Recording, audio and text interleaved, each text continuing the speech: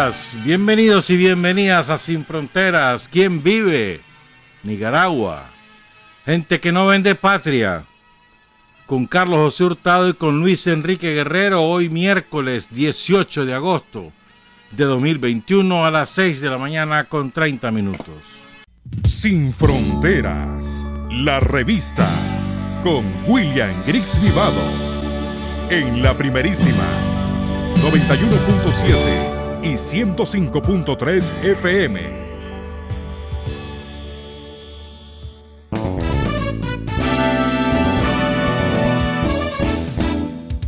Sin fronteras para decir la verdad. Sin fronteras, trabajar, avanzar, combatir, vencer. Sin fronteras.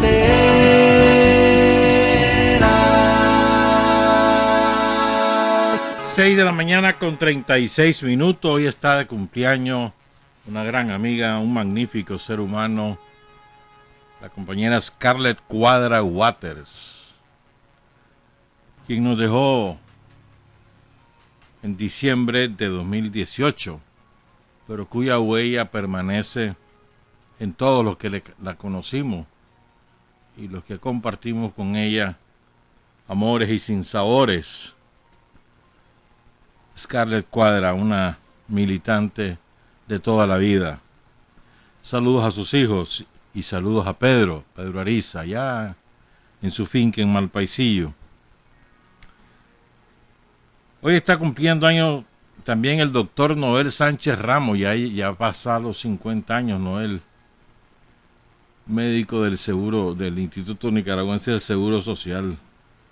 53, algo así tiene ya el doctor Noel Sánchez Ramos. Felicidades. Y ayer estuvo de cumpleaños don Luis Hermes Rivera. Lo saluda su esposa Margarita Silva. Felicidades, compañero. Hoy vamos a desmenuzar un poco más lo que está ocurriendo allá en el centro de Asia, en la zona estratégica para todas las potencias, en particular en Afganistán, pero no solamente ahí. Y un poco irnos refiriendo a algunas cosas que por aquí ocurren de manera simultánea, y en la segunda parte vamos a estar hablando un poquito de un par de lecciones que nos deja Oscar Turcio, el ronco Turcio, y Silvio Mayorga, el hombre más importante del Frente Sandinista después de después de Carlos Fonseca, según han dicho quienes trabajaron con él, quienes lo conocieron, y quedó testimoniado por Tomás en La Paciente Impaciencia. Vamos a hablar de todas estas cosas hoy. Empecemos con una cosa que creo que ha pasado desapercibida a propósito. Es decir, la gran maquinaria mediática mundial oculta estas cosas. Apenas ocurrió el terremoto en Haití. El terremoto fue a las 8:30 de la mañana hora de Haití, 6:30 de la mañana hora de Nicaragua el sábado. Más tardó, creo yo, en estabilizarse la tierra que los médicos cubanos, la Brigada Médica Cubana, empezará a trabajar, a atender los heridos, los lesionados por el terremoto. Y vos lo viste, hay miles de fotografías de eso, no divulgadas aquí, ¿verdad? Por los medios corporativos, donde están los médicos atendiendo en hospitales, improvisados hospitales, ¿verdad? Que se instalaron en las afueras de distintas instalaciones, y ahí están los médicos, las médicas cubanas atendiendo. Es una maravilla. O sea, eso es lo que es Cuba. Cuba es solidaridad permanente. No importa las dificultades que ellos pasen, que ellos atraviesan, ellos siempre están listos a ayudar cuando pueden hacerlo, pues. Y en este caso son ejemplares. ¿Cuántas vidas habrán salvado los cubanos ahí en el sur de Haití, donde ocurrió el terremoto, pavoroso terremoto que ya dejó 9.900 heridos, 1.941 fallecidos, 60.000 viviendas destruidas. Eso se dice rápido pero esa pobre gente tardará quizás décadas en recuperar su vivienda. Y otros 76.000 edificios y viviendas con daños diversos.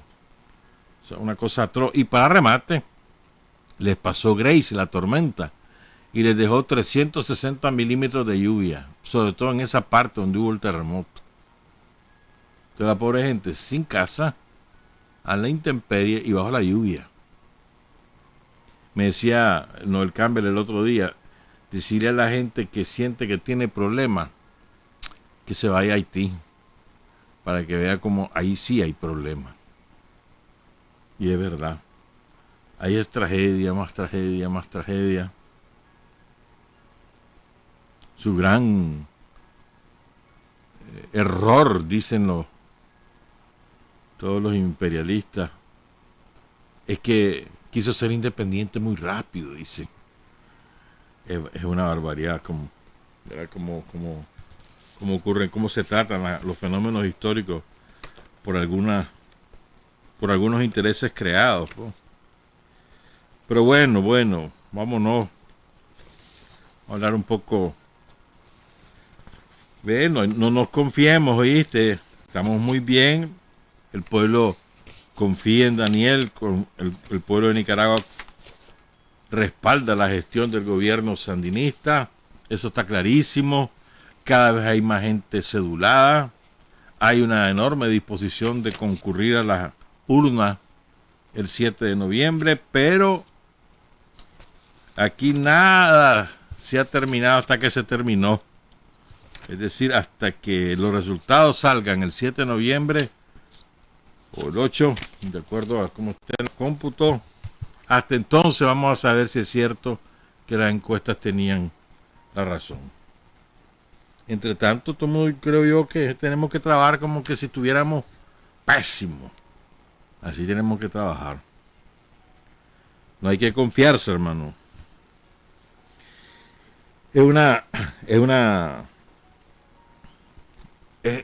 Como te dijera yo, es una enorme oportunidad la que tienen los pueblos del mundo de abrir los ojos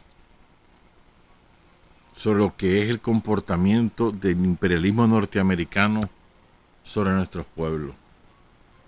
Durante casi 20 años destrozó Afganistán, literalmente, que ya venía mal con la guerra civil, que ya venía mal desde los bombardeos que ocurrieron en los años 90, y la terminó de rematar Estados Unidos. ¿Y cómo abandonan a su gente, verdad? ¿O cómo será de cierto esto?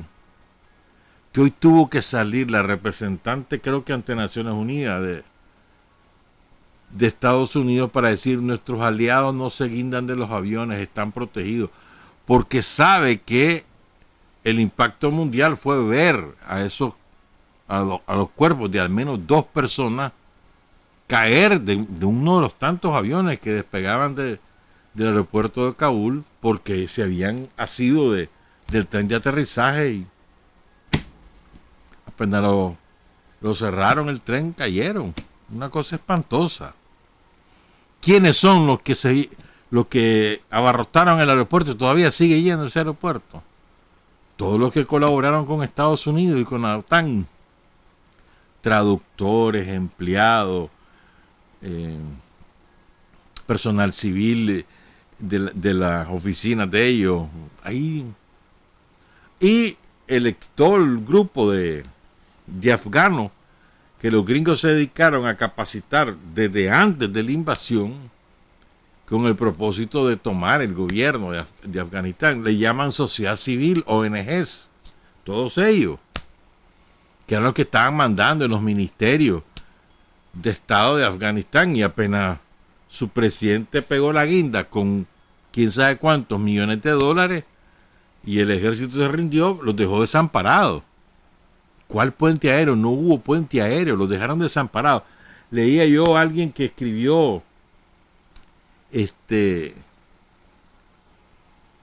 mira cómo son los yanquis, prefirieron llevarse a sus perros literalmente que al personal afgano que les ayudó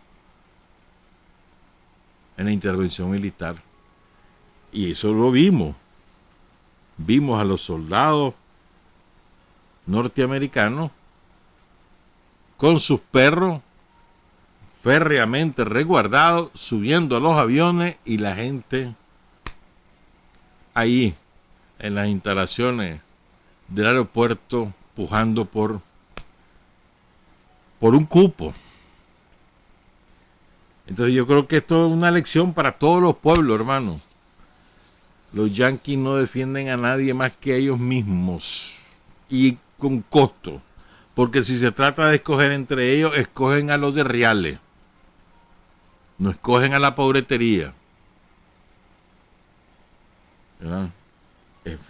Ha sido un espectáculo dantesco. Los talibanes se están esforzando por demostrar que ya no son como eran. Pero la verdad es que circulan ya muchos videos de las atrocidades que están cometiendo. ¿Verdad? Les vamos a ir contando cosas de Afganistán apoyados en textos de especialistas en el tema. Vamos a ir poco a poco. Más al rato les voy a referir sobre un libro que yo lo leí, verá, en físico hace mucho tiempo y ayer me lo topé en digital. Ya no me dio tiempo de leerlo porque son casi 400 páginas. Pero bueno, algo podemos comentar. ¿Por qué es importante ese libro? Primero porque ahí tenés todos los antecedentes de los talibanes, sus orígenes. Segundo, porque lo escribe un tipo que es pro-yanqui. Pero es inevitable decir las verdades, pues. Es inevitable. Entonces, el tipo ahí cuenta, además entrevistó a muchos talibanes en los campamentos talibanes. Cuando recién habían tomado la primera ciudad y se habían hecho fuertes en Afganistán. Todavía no habían tomado el poder político. Y entonces va contando todos los vericuetos, cómo se entrenaron, cómo llegaron a ser tan radicales, la interpretación, etcétera, etcétera, etcétera. Entonces es muy, muy, muy bueno, se los recomiendo. Pues ahí tenemos la portada, ¿verdad? De ese libro. Espérame que yo estoy buscando. Bueno. Entonces, ayer Joe Biden dijo claramente, y bueno, y habló Trump anoche, lo entrevistó la Fox, está gordo el viejo ese, bo. Y entonces dice Trump,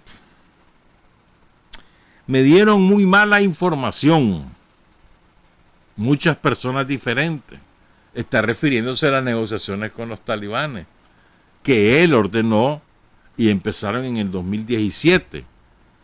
Culminaron con un acuerdo que firmaron con ellos en el 2020, el año pasado. Entonces dice, pongan cuidado, me dieron muy mala información muchas personas diferentes. El hecho es que los soldados afganos están entre los mejores pagados del mundo. Lo hacían por un cheque de pago, porque una vez que nos detuvimos, una vez que nos fuimos, dejaron de pelear. Todo el mundo es valiente, pero el hecho es que nuestro país les estaba pagando una fortuna a los soldados afganos, así que los estábamos sobornando para que lucharan. ¿Ah? Cualquier parecido con Nicaragua no es coincidencia. Por eso siempre hablamos de mercenarios, gente que se coloca al servicio de una potencia extranjera y está dispuesta a matar, a robar, a lo que sea, por el salario que les pagan los yanquis. Y aquí hemos visto eso. Apenas se les cortó la lavandería, ¿dónde están? ¿Qué hacen? ¿De qué viven? Andan buscándose la vida. Andan limosneando. Y muchos de ellos les prometieron que venite para acá, se van para otro país y aquí te doy. Que andan buscando cómo irse. Pero esa es la triste realidad. O sea, la gente que trabaja a los yanquis no lo hace por convicción, sino por dinero. Y dijo ayer Joe Biden, el presidente de Estados Unidos, tenemos que ser honestos. Nuestra misión en Afganistán cometió muchos errores en las últimas 2 décadas. No engañaré al pueblo estadounidense afirmando que un poco más de tiempo en Afganistán marcará la diferencia. Nuestro único interés nacional vital en Afganistán sigue siendo hoy lo que siempre ha sido: prevenir un ataque terrorista un ataque terrorista en la patria estadounidense. Nunca nuestro objetivo fue crear una democracia unificada y centralizada. Los líderes afganos se rindieron, los militares afganos se derrumbaron. En todo caso, los acontecimientos ratificaron que la decisión de Estados Unidos ahora fue correcta. Los estadounidenses no pueden ni deben luchar o morir en una guerra que los afganos no están dispuestos a luchar por sí mismos. Me mantengo completamente firme en mi decisión. Nunca la motivación de Estados Unidos es la felicidad, la estabilidad, la seguridad, la vida de seres humanos que no sean yanquis en su territorio o que no sean yanquis a su servicio, porque hay yanquis que no son a su servicio y no les interesan al imperialismo. Nunca ha sido ese el interés. Ellos se llenan las tapas diciendo que defienden la democracia, los derechos humanos, que van a defender la vida de la gente, que no. Mentira. Y lo está diciendo Biden. Mentira, nunca ha sido así. Y ahora queda clarísimo. Clarísimo. O sea, si los pueblos del mundo no abren los ojos, ahora no veo cuándo. Si ellos los están confesando y además los hechos, las imágenes son elocuentes. Son suficientes pruebas para quienes hemos dicho durante toda la vida que los yanquis mienten, que nunca les ha interesado el bienestar de los pueblos, les interesan los recursos de cada territorio o el territorio mismo, pero no les interesa la gente, nunca. Y ahí están sus colaboradores ahí en Kabul, decenas de miles todavía están ahí en Kabul. Ahora sí, los protegieron, les pusieron un anillo. Muchos de ellos están durmiendo a la intemperie esperando un cupo en un avión que los mande a sacar los gringos. Qué triste. Entonces miren, hay un escritor que se llama Ramsey Baroud, quién sabe si se pronuncia así. Este hombre escribió el viernes en un diario digital que se llama Monitor de Oriente lo siguiente. Él cita a dos sicarios de los yanquis que escriben y se ocupan de presentar argumentos para justificar una invasión. Siempre ese es su trabajo en los medios de comunicación norteamericanos. Se llaman Jonah Goldberg, apellido israelita, y Michael Liden, ¿verdad? Entonces dice, escribiendo en el periodicucho, así lo dice el autor, conservador National Review, meses antes de la invasión estadounidense de Irak en 2003, Goldberg parafraseó una declaración que atribuyó a Liden en referencia a la política exterior intervencionista de Estados Unidos. Este líder, oigan lo que dice este cabrón, mano, es barbaridad.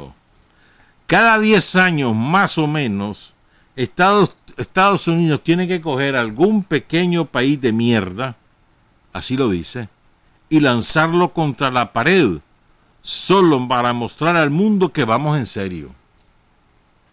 Cada 10 años hay que buscar un país de mierda, dice, y lanzarlo contra la pared, destruirlo, para que el resto del mundo sepa que vamos en serio. Esos son los gringos, hombre. Y no solamente son estos medios periodicuchos, como dice este escritor, sino medios que se las dan de prestigiosos, de equilibrados, de objetivos, de buen periodismo, como el New York Times o el Washington Post. Son iguales, pero con otro lenguaje. Hacen exactamente el mismo trabajo con otro lenguaje. ¿Verdad? Y este hombre cita cómo estos dos diarios más la CNN se dedicaron muchísimo tiempo a preparar las condiciones para la invasión contra Irak. Entonces dice este hombre, bueno, no, esto por aquí y dejamos esto. Después hay un escritor, filósofo y economista belga, que escribe en un diario digital belga que se llama El Mañana del Mundo, cuyo nombre es Mark Van de Piet. Entonces este hombre ha escrito de todo un poco, del sur, de Cuba, de China, de todo el mundo. Entonces él dice lo siguiente: cuando se trata de Afganistán, los principales medios de comunicación ocultan los hechos más incómodos para Occidente. Si se tuvieran en cuenta esos hechos, la historia cambiaría radicalmente. 1. La monstruosa alianza con los yihadistas. La historia comienza en 1979, hace 42 años. Afganistán tenía un gobierno de izquierdas. Había habido un movimiento encabezado por el Partido Comunista de Afganistán y ayudado por la Unión Soviética, y derrocaron a un dictador, pero se limitaron a la esfera urbana de Kabul y poco más, algunas otras ciudades, y encabezaron un gobierno de izquierda.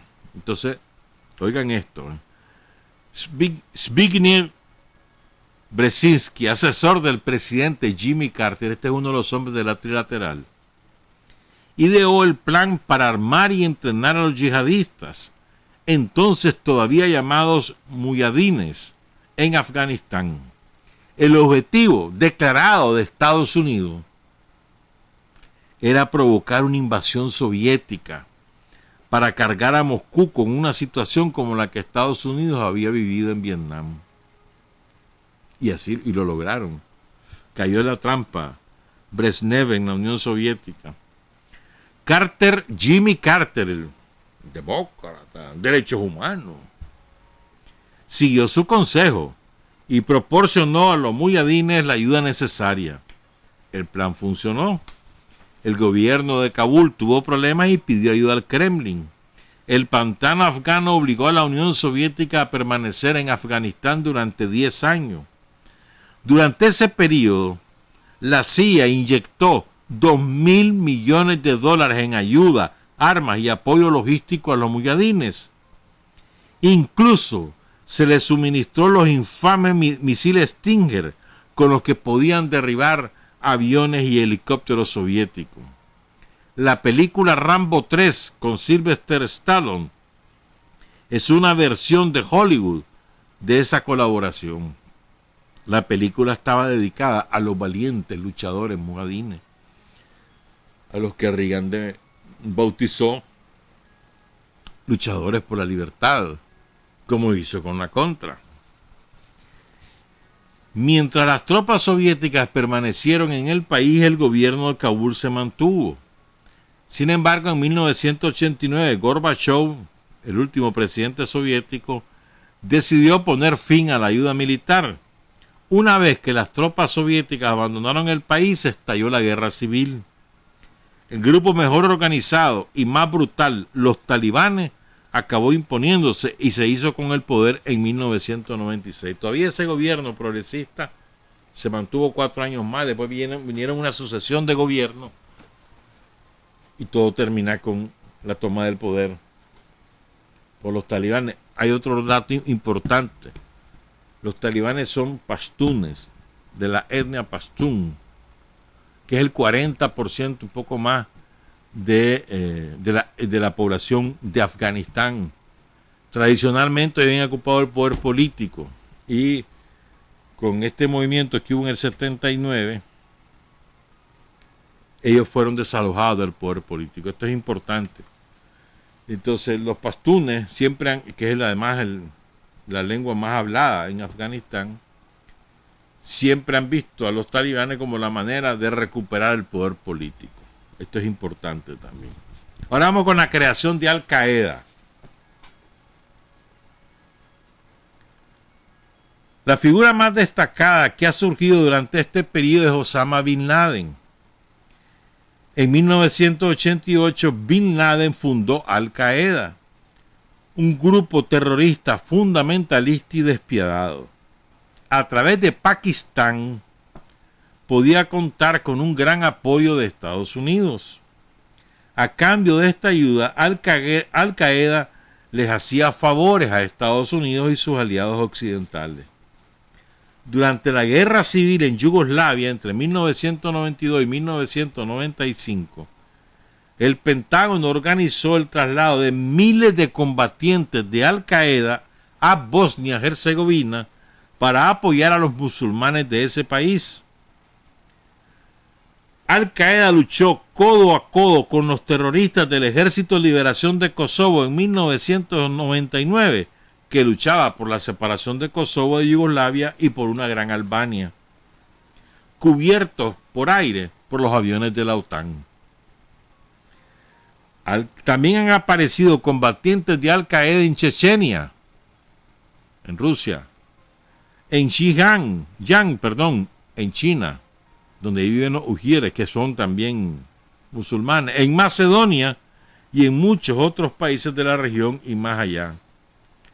La cooperación de la administración Bush y Osama Bin Laden la pueden observar con todo detalle en el documental Fahrenheit 9/11 de Michael Moore.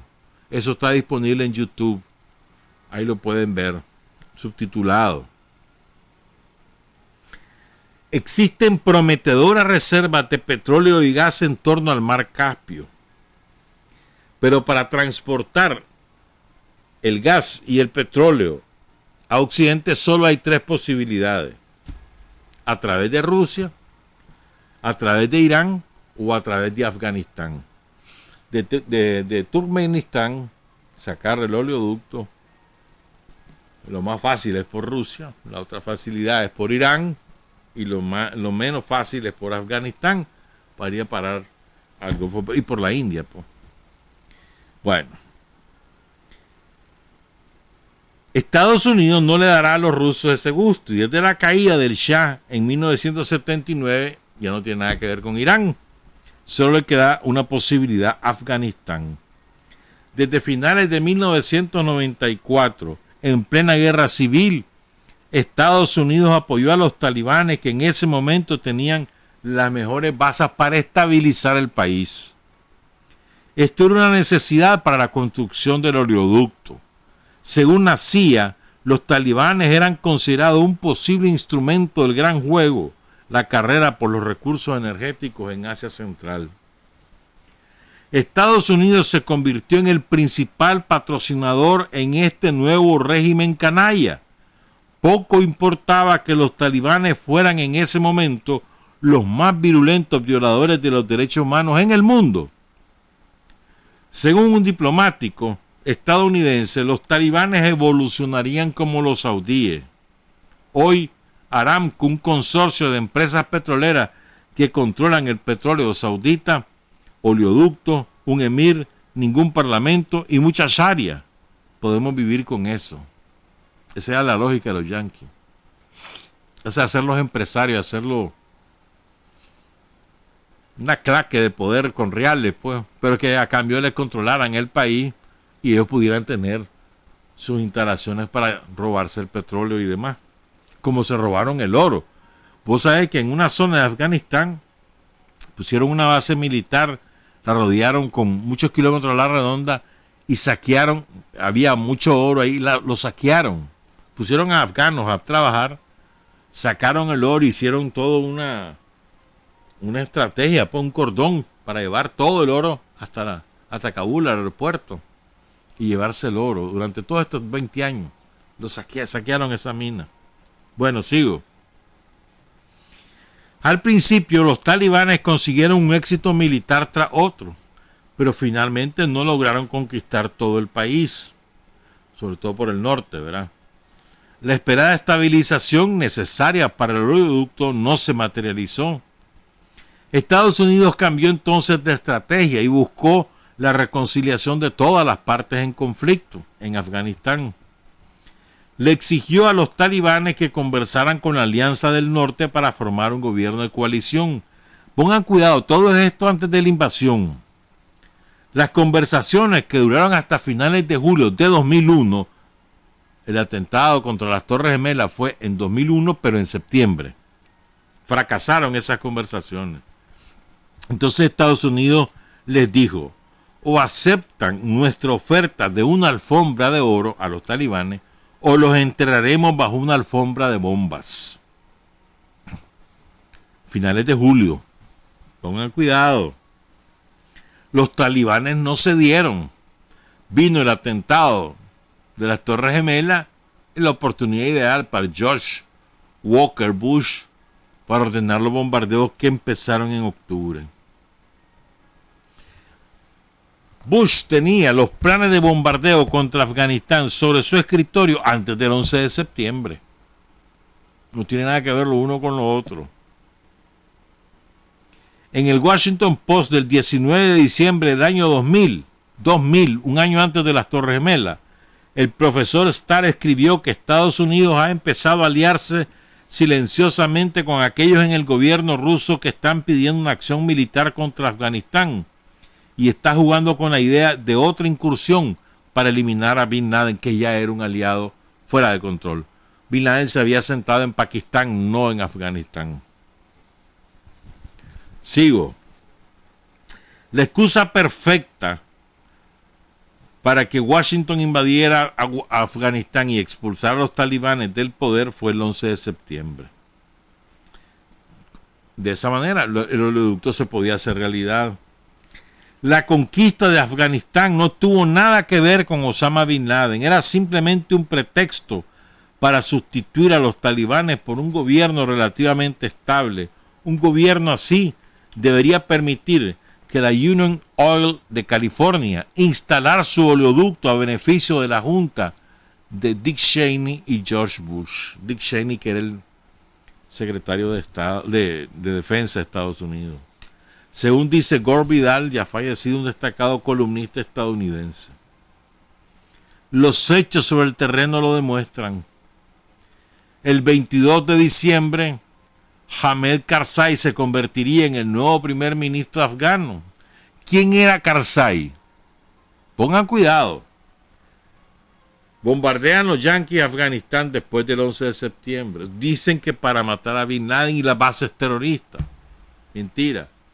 Desalojan a los talibanes del poder. ¿Y a quién ponen de primer ministro?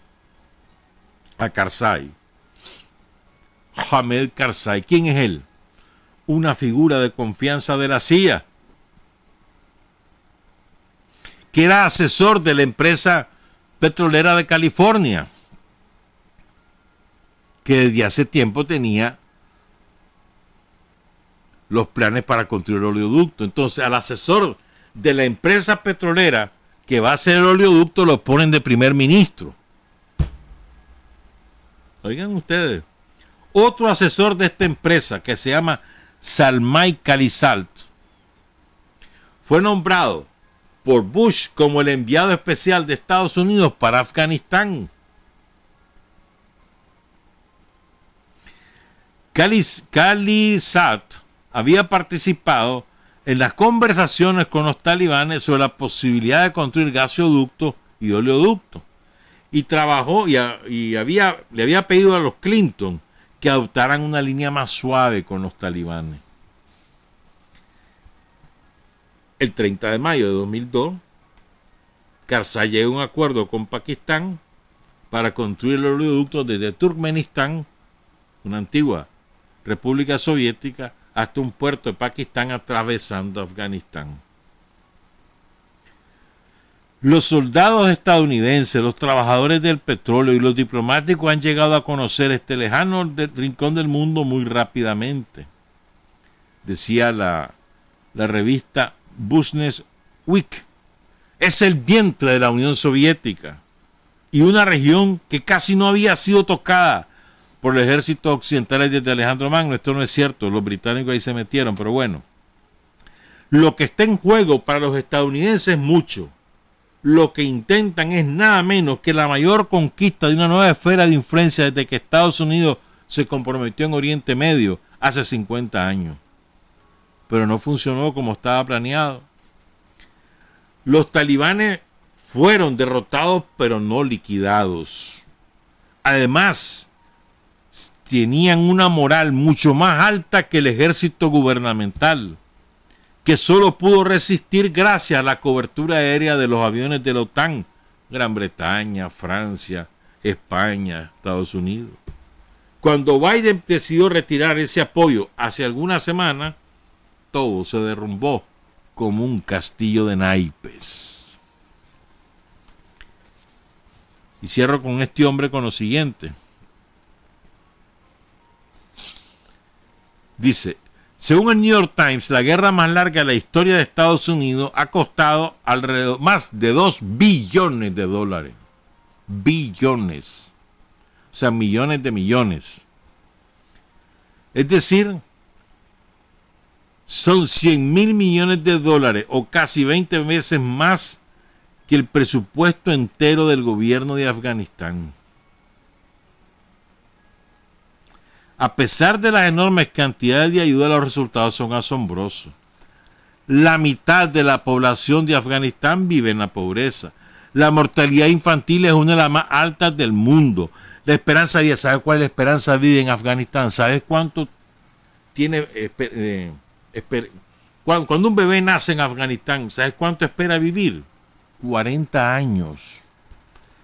Esa es la esperanza de vida en Afganistán, a causa de las enfermedades, del hambre y de la violencia. Es una cosa... O sea, aquí en Nicaragua esa era la esperanza de vida a principios del siglo XX, para que te des una idea. En el periodo anterior a la guerra, oigan, aquí viene la clave, la gran clave de toda esta operación de los yanquis. En el periodo anterior a la guerra, se erradicó casi por completo el cultivo de opio. Hoy en día, el 80% de la heroína del mundo que se consume en el mundo se produce en Afganistán. La guerra provocó 5,5 millones de refugiados y es probable que esa cifra se aumente considerablemente, quizás llegue al doble. Hay algunos que ya hablan de 10 millones de refugiados, la tercera parte de la población de Afganistán. En 20 años, 47,000 civiles asesinados, 66,000 soldados y policías afganos asesinados, 51,000 talibanes asesinados. Ese es el saldo de la guerra. Casi 4,000 gringos y 1,100 soldados de otros países de la OTAN. Entonces el libro que te decía es de Nazanin Armanian. No, este es otra cosa. Este es un artículo. Y este hombre también hace interesantísimas aportaciones, ¿verdad? ¿Cuáles eran los objetivos de Estados Unidos entre el 91 y el 96, antes de que pongan a los talibanes? Impedir que las repúblicas que habían estado bajo la Unión Soviética se reconstruyeran alrededor de Rusia. 1. 2. Poner bases militares, porque Afganistán limita con China, con Rusia, bueno, con Rusia relativamente, pues, con Irán y con la India. Bases militares para controlar estos 4 monstruos. Controlar la ruta energética. apoderarse de las riquezas de la República Exsoviética. Oigan bien lo que andan buscando. El uranio de Kazajstán, que es la tercera reserva mundial. El oro de Kirguistán. La gran industria algodonera de Uzbekistán. Las inmensas reservas petroleras y de gas que están bajo el agua, bajo el mar Caspio. Sobre todo en la zona vecina a Turkmenistán, que es de Turkmenistán, pero también hay otros países involucrados ahí. Y sobre todo, el gas de Turkmenistán, la cuarta reserva mundial. Ocupar Afganistán sería la única manera de acceder a este recurso. Se puso en marcha el famoso gasoducto transafgano, el TAPI, Turkmenistán, Afganistán, Pakistán, India, que lo llevaría hasta el mar Arábigo. Apoderarse del gas y el petróleo afgano, valorado, oigan, en $1.000 millones por el Pentágono. La ExxonMobil, la mayor petrolera privada del mundo. Recuerden que el presidente de la Exxon fue el secretario de Estado de Trump. Rex Tillerson no duró mucho en el cargo, lo corrió, pero estuvo de secretario de Estado.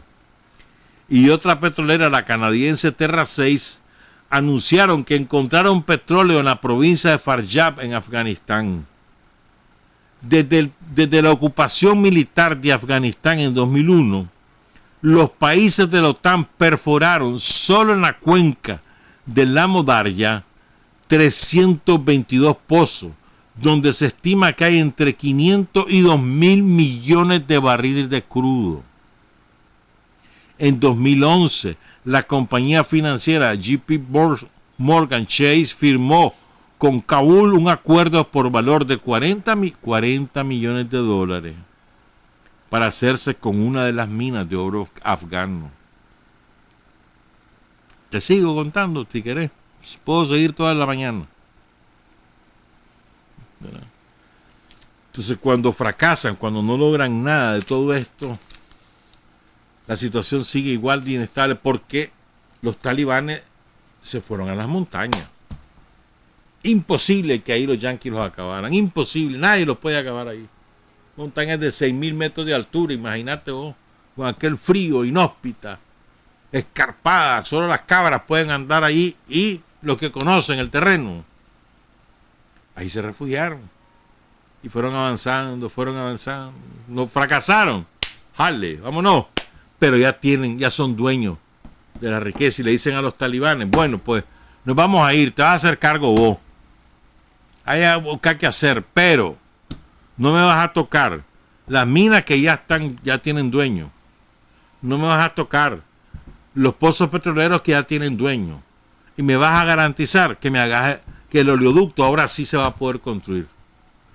Esas tres cosas. Y los talibanes dijeron que sí. A cambio van a hacer lo que les dé la gana. Mentira es eso, que le van a exigir que el respeto de los derechos humanos, que no sé cuánto. Lo que pasa es que los talibanes no las tienen todas consigo, porque en el norte sigue habiendo resistencia contra ellos. La Alianza del Norte famosa. Y es muy probable que ahí la guerra civil continúe. Entonces, digo, para que nos quitemos la venda de los ojos. Fíjense bien, les voy a dar otro dato. El fabricante de armas, Lockheed Martin, multiplicó por 15 el precio de sus acciones en la bolsa cuando recibió el mayor contrato militar de la historia, $200.000 millones, para financiar el armamento del ejército de Afganistán, que ahora quedó en manos de los talibanes, y la arma de los mercenarios y de los soldados yanquis. $200.000 millones le dieron a esta gente. El libro que te mencionaba se llama Los Talibán. Es de Ahmed Rashid, pakistaní, vive ahora en Gran Bretaña, corresponsal de un montón de diarios pro gringos y pro imperialistas. Les quiero relatar algunas cositas, salen al principio de ese libro, unas cositas. Quien haya tenido contacto con afganos o haya visitado Afganistán en tiempos de paz o de guerra, me comprenderá cuando digo que Afganistán y sus habitantes se encuentran entre los más extraordinarios de la tierra. Los afganos se han visto también afectados por una de las mayores tragedias de este siglo, la más larga de las guerras civiles de nuestro tiempo, que ha causado indecible sufrimiento. La historia y el carácter de los afganos presentan enormes contradicciones. Son valientes, magníficos, honorables, generosos, hospitalarios, amables y bien parecidos. Pero tanto las mujeres como los hombres de Afganistán pueden ser taimados, mezquinos y sanguinarios. En el transcurso de los siglos, persas, mongoles, británicos, soviéticos y en fecha más reciente pakistaní, este libro es escrito antes de la invasión yanqui. Lo terminó de escribir en 1999 y lo publicó en el 2000. Convirtieron en un bello arte y un juego de la política del poder el intento de comprender a los afganos y a su país. Pero ningún forastero los ha conquistado ni convertido jamás. Solo los afganos han sido capaces de mantener a raya a dos imperios, el británico y el soviético, en el siglo XX. Pero en los últimos 21 años de conflicto ha pagado un enorme precio. La guerra comenzó en el 79 y todavía en el 99 seguían en guerra. Y oigan el precio que pagó Afganistán por esa guerra civil. Más de 1,5 millones de muertos y la destrucción total de su país. Y aquí viene lo más importante que yo quería transmitirle.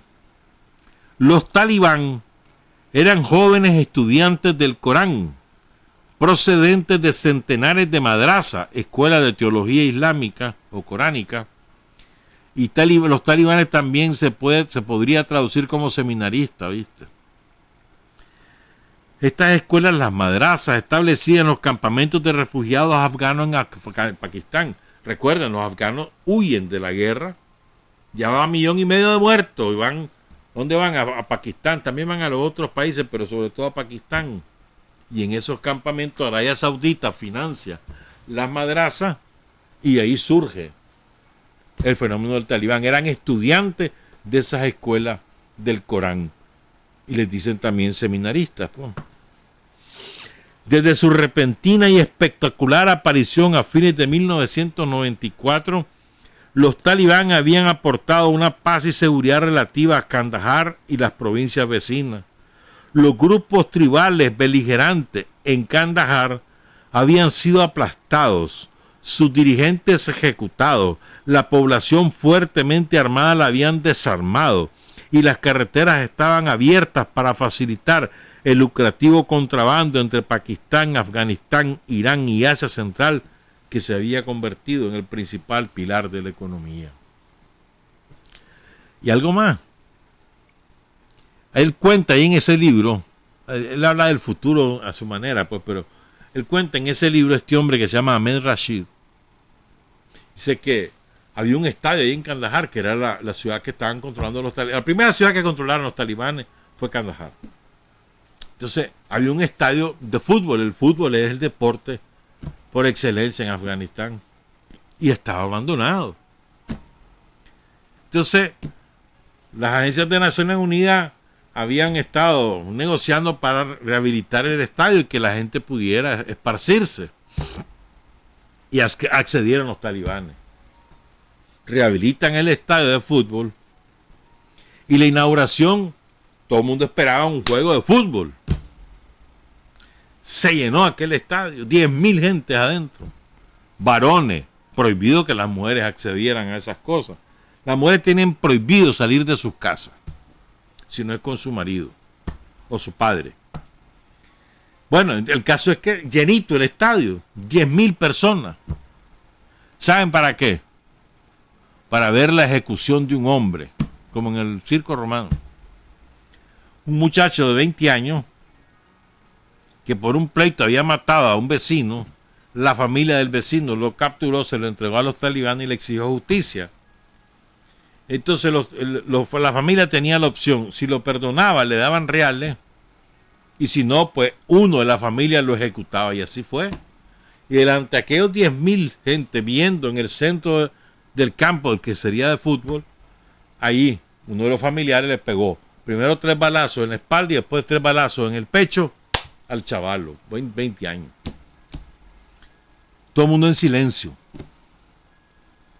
Todo el mundo en silencio. Ese fue el espectáculo del estadio de fútbol. Pero como eso después, las leyes que emitieron contra las mujeres, una cosa. Ahí están. Ese libro es muy bueno en ese sentido. Ahí está. Hay un compendio de las leyes, hay una cronología muy buena que resume todos los hechos. Se los recomiendo. Está en internet, ahí lo pueden buscar. Y cierro con Eduardo Galeano. Eduardo Galeano, en el libro de los hijos de los días, que lo escribió en el año 2012, tiene un fragmentito que se llama La deshonra. Dice Galeano: a fines de 1979 las tropas soviéticas invadieron Afganistán. Según una explicación oficial, la invasión quería defender al gobierno laico que estaba intentando modernizar al país. Yo fui uno de los miembros del Tribunal Internacional que en Estocolmo se ocupó del tema en el año 1981. Oigan esto, Galeano. Yo fui miembro del tribunal, dice Galeano. Nunca olvidaré el momento culminante de aquellas sesiones. Daba su testimonio un alto jefe religioso, representante de los fundamentalistas islámicos, que en aquel entonces eran llamados Freedom Fighters, guerreros de la libertad, y ahora son terroristas. Aquel anciano jefe religioso en Afganistán tronó. Los comunistas, dijo ante ese tribunal en 1981, los comunistas refiriéndose tanto al gobierno civil afgano como a la Unión Soviética. Los comunistas han deshonrado a nuestras hijas. ¿Saben cómo? Les han enseñado a leer y escribir.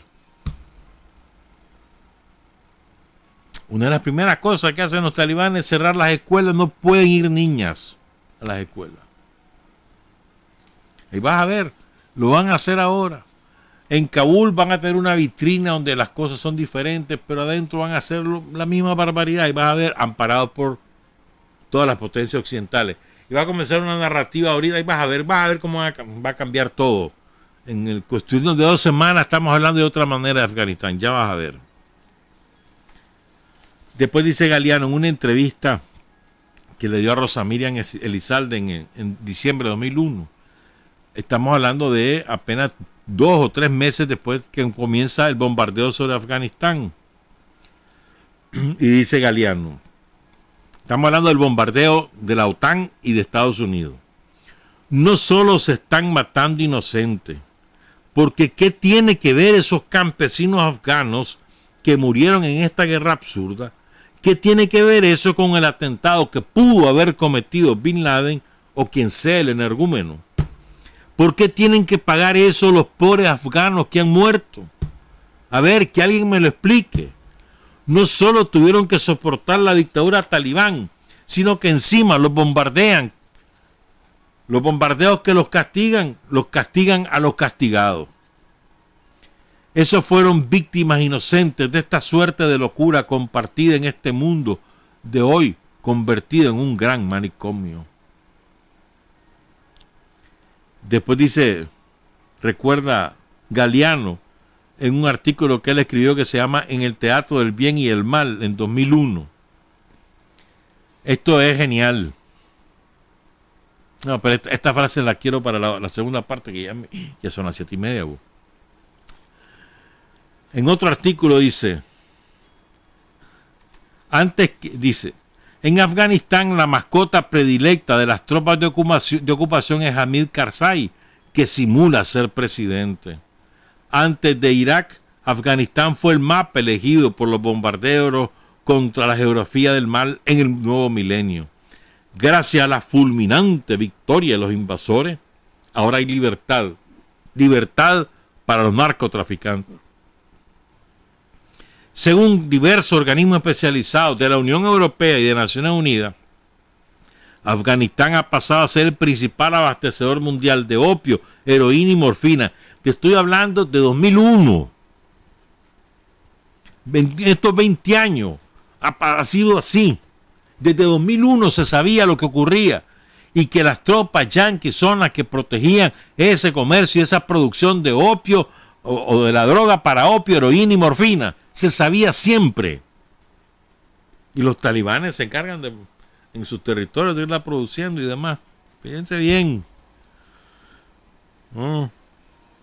En fin, la mayor parte de los ministros, 11 de los ministros de Karzai, ¿sabes qué? Tenían pasaporte de Estados Unidos. Regresamos con Oscar Turcio, Silvio Mayorga y una cosita que les tengo por ahí. Son las 7:31.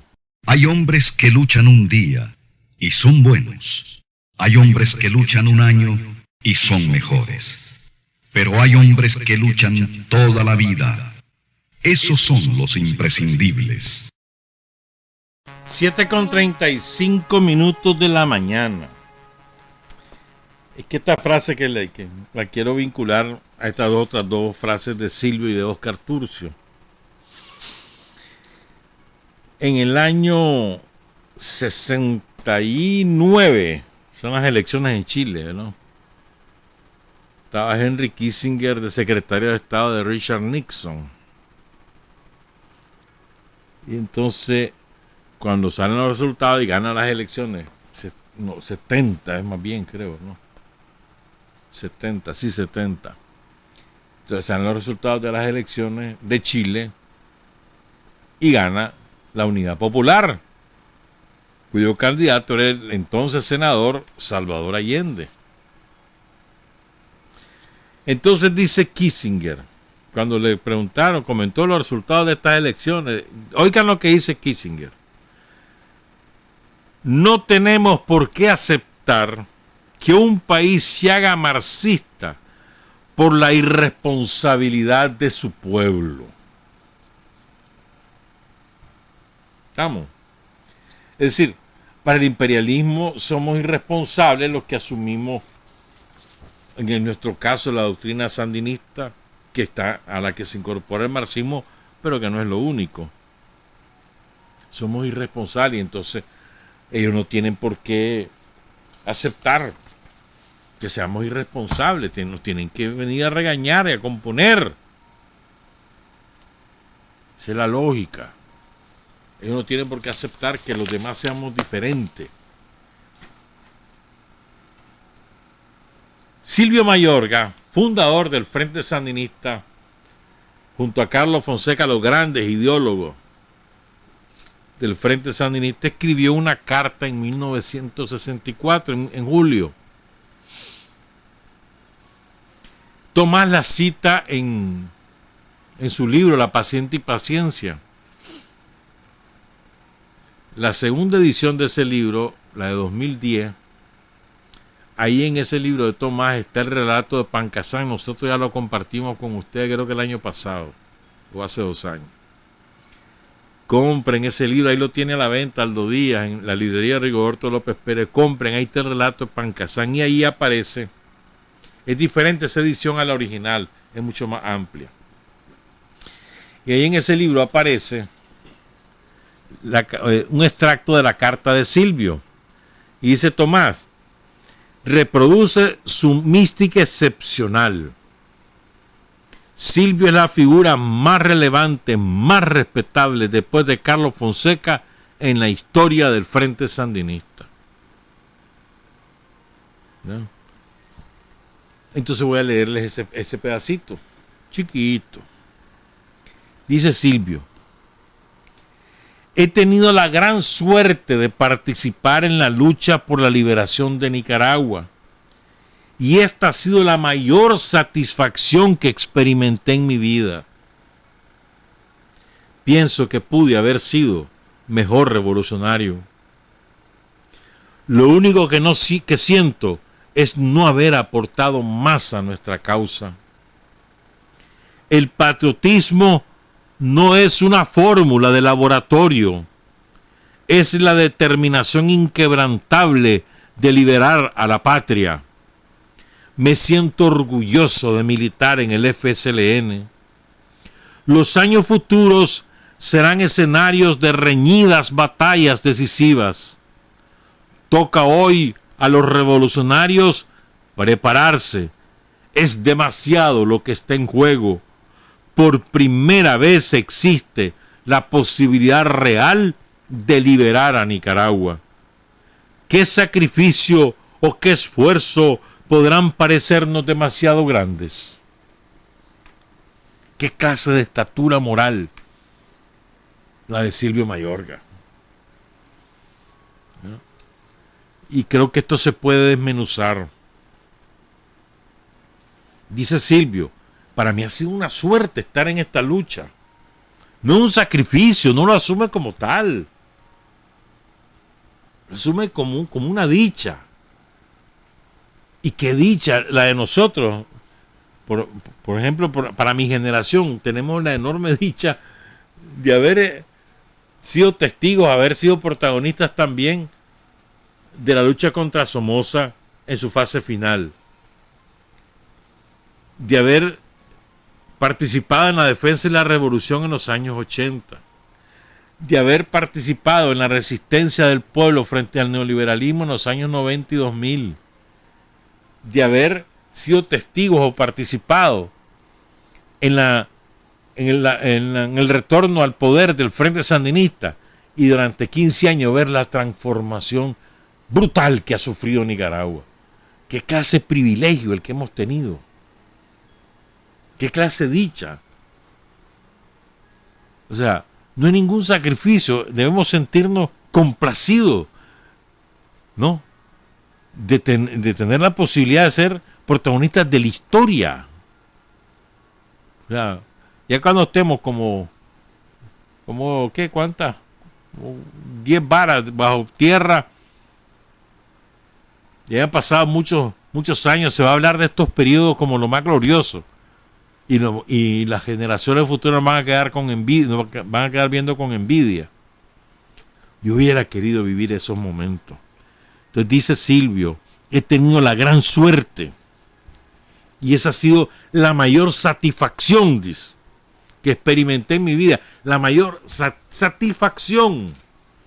Eso no implica ningún sacrificio, hermano. O sea, sentirse satisfecho de participar en la lucha. Y después es autocrítico y dice, pienso que pude haber sido mejor revolucionario. ¿Cuántos de nosotros somos capaces de ser autocríticos tan profundamente? Ese es un privilegio también de los grandes como Silvio Mayorga. Entonces él dice, y esto no se dirige a nosotros, a vos y a mí, ojalá los que me sucedan comprendan el tesoro que representa ser un combatiente por el futuro de nuestro pueblo. Hemos llegado a ser dignos herederos y sucesores de Silvio Mayorga. Buena pregunta, ¿verdad? Y me voy con 2 o 3 frases más de Silvio. 1. El patriotismo no es una fórmula de laboratorio. Es la determinación inquebrantable de liberar a la patria. Y en esta fase en la que estamos, es la determinación inquebrantable de conquistar la segunda independencia de una vez por todas. Segunda idea, me siento orgulloso de militar en el Frente Sandinista. Lo dijo en el 64, hermano, cuando eso era prácticamente, primero que era insignificante el número de compañeros y eran aborrecidos por la opinión pública, nadie los quería ni volver a ver, los consideraban unos fracasados, etcétera. Y me acordé de una frase de Chuno Blandón, el gran Jesús Miguel Blandón. Dice Chuno Blandón que el mayor aporte y la mayor victoria de Carlos Fonseca es moral, es haberle demostrado al pueblo de Nicaragua que había un puñado de chavalos que estaban dispuestos a morir por su libertad sin pedir nada a cambio. Y dice Silvio, los años futuros serán escenarios de reñidas batallas decisivas. Toca hoy a los revolucionarios prepararse, porque lo que está en juego es demasiado, dice Silvio Mayorga. Hay que prepararse. Y antes de irme con la frase de Oscar Turcio, que es lo más difundido que se ha hecho, hasta un mes me hicieron de Oscar Turcio con esto. Pero antes de, estuvo de cumpleaños Oscar Turcio el 14, y ayer estuvo de cumpleaños Germán Pomares. Fíjense, porque es importante la elección de Afganistán también. Porque lo principal que debemos cuidar es la moral. La moral se fortalece con ideología y con acciones. Si nosotros tenemos la moral elevada, somos capaces de cualquier esfuerzo con tal de alcanzar nuestro objetivo. Cuando la moral nuestra se derrumba, no hay manera que logremos vencer a nadie. Eso es válido en la vida cotidiana de cualquier ser humano, y también es válido para un revolucionario, de acuerdo a la experiencia que nos han dicho, que podemos constatar en la historia. Por eso es tan importante la moral del Ejército de Nicaragua y de la Policía Nacional. De nada sirve que el Ejército de Nicaragua y la Policía Nacional tuvieran todo ese entrenamiento, las mejores armas del mundo, los mejores equipamientos, que no lo tienen, pero ponerle que lo tuvieran, si no hay moral. Es la moral la que hace posible manejar los fusiles. Si no hay moral, no hay manera. Miren lo que pasó en Afganistán. Eran, dice Trump, los soldados mejores pagados del mundo, y no quisieron luchar. Les puedes pagar el mejor salario, pero si no tienen moral, si no tienen motivación para luchar, no van a luchar. Por eso es tan importante la educación patriótica en la Policía Nacional y en el Ejército de Nicaragua, que son dos instrumentos del pueblo nicaragüense que se ha dotado el propio pueblo para defender su país. Tan importante la moral. Y tan importante en el Frente Sandinista. Los sandinistas somos capaces de luchar por lo que sea cuando nuestra moral está fortalecida. Y encontramos fuerza en nuestra moral, creo yo, en el ejemplo de lo que hicieron Silvio, Carlos y todos los que crearon el Frente Sandinista y dieron su vida por este país. Esa es una fuente de moral Sandino y toda su epopeya, fuente de moral Benjamín Celedón, fuente de moral Andrés Castro, fuente de moral Diriangén y todos los caciques que resistieron la invasión española. Fuente de moral lo que hoy estamos haciendo. Esa fuente de moral, todas las cosas que estamos haciendo. Esa fuente que te moraliza, que te fortalece, que te hace sentirte gozoso de ser sandinista por las cosas que haces. Entonces nosotros tenemos que fortalecer nuestra moral, así como decíamos en el Ejército y en la Policía. Tan importante es hacerlo en ellos como en el contingente llamado Frente Sandinista de Liberación Nacional. La moral es decisiva. Cuando nos desmoralicemos, ya estamos derrotados en un 95%. Y al revés, cuando nos moralicemos, tenemos la victoria asegurada en un 95%. Es verdad. A los hechos nos atenemos. Y esta frase, que es como un poema que escribió Oscar Turcio. Esto fue como 71, 72, si mal no recuerdo. Quisieron un meme de esto, siempre lo sacan para su caído, para su natalicio. Ninguna aristocracia, ninguna oligarquía, ningún grupo dominante tuvo jamás un club tan exclusivo como el de nosotros. Para entrar entonces al frente sandinista había que colgar en la percha la vida. Y yo allí la vida les dejé.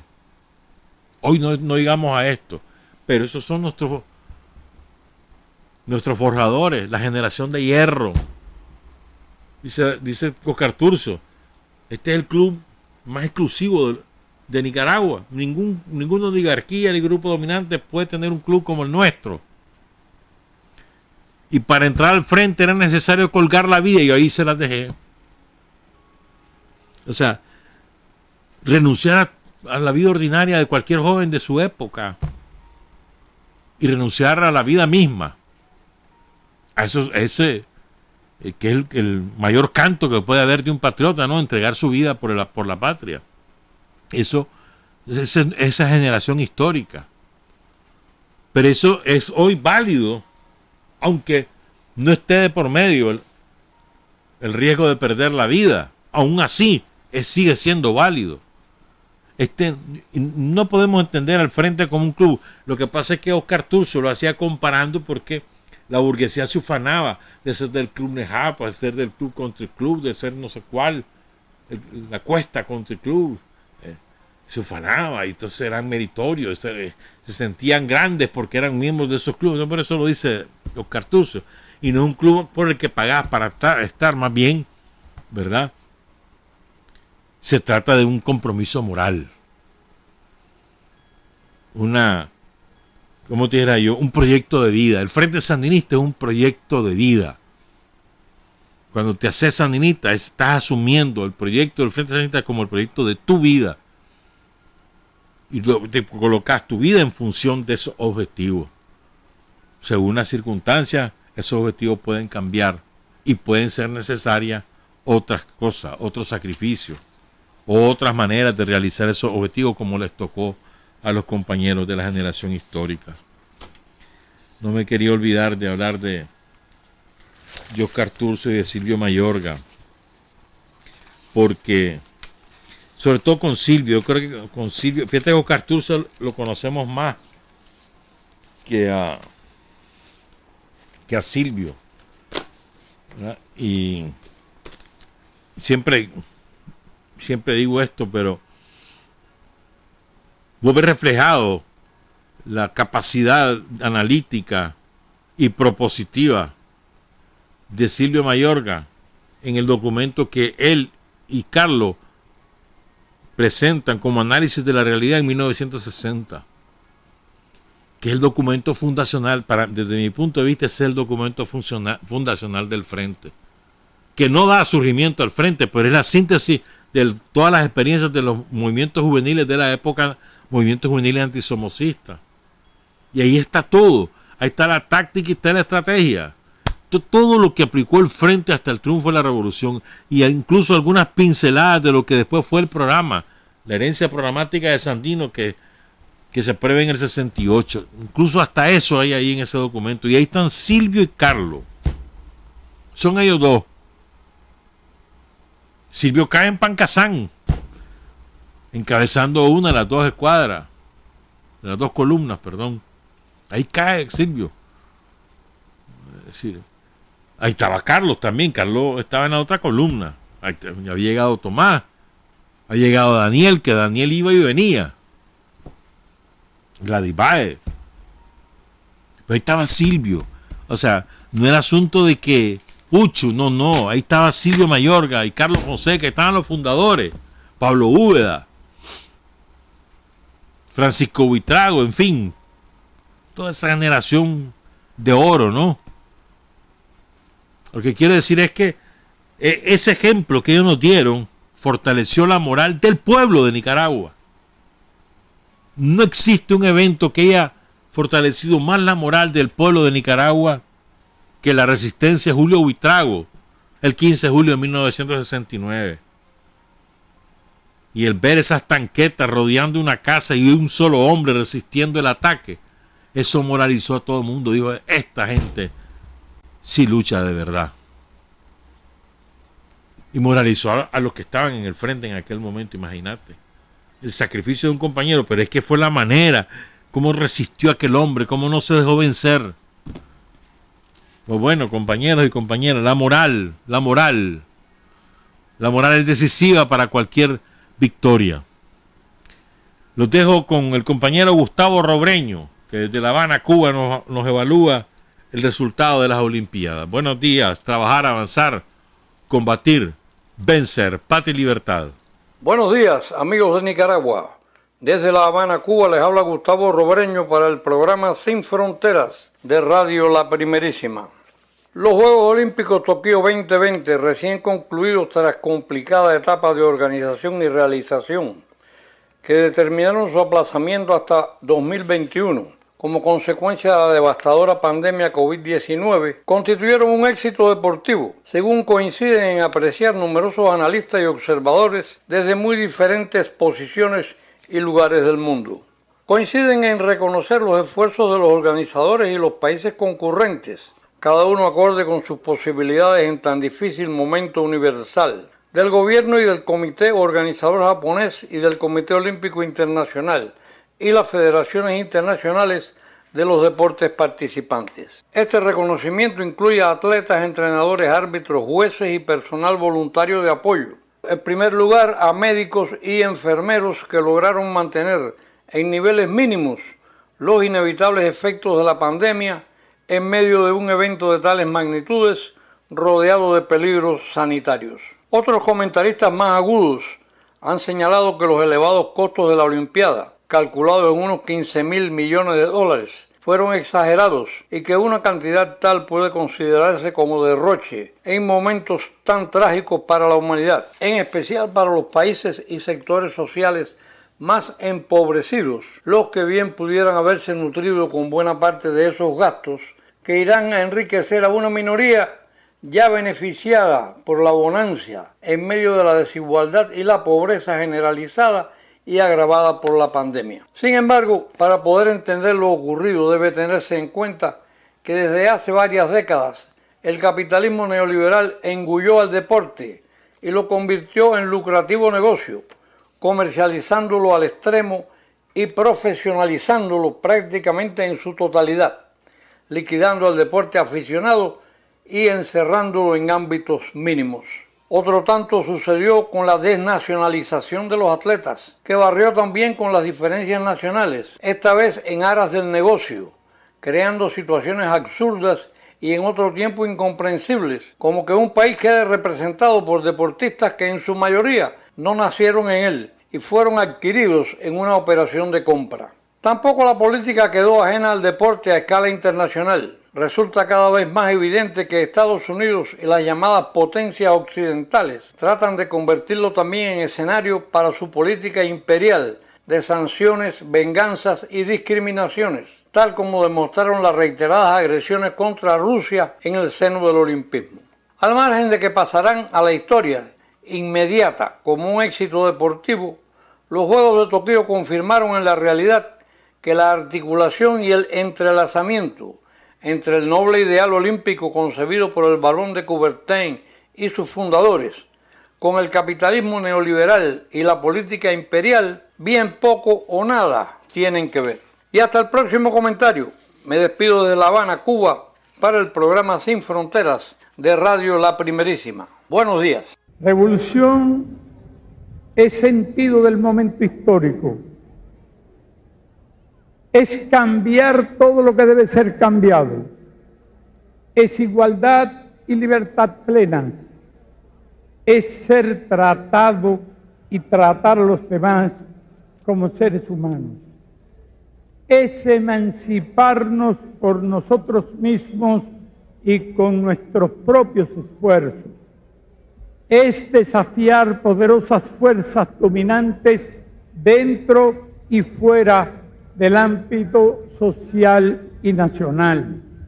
Es defender valores en los que se cree, al precio de cualquier sacrificio.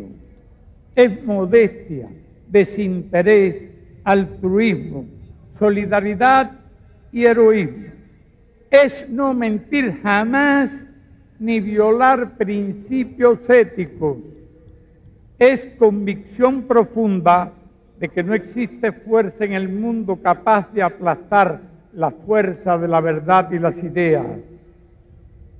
Revolución es unidad, es independencia, es luchar por nuestro sueño de justicia para Cuba y para el mundo, que es la base de nuestro patriotismo, nuestro socialismo y nuestro internacionalismo.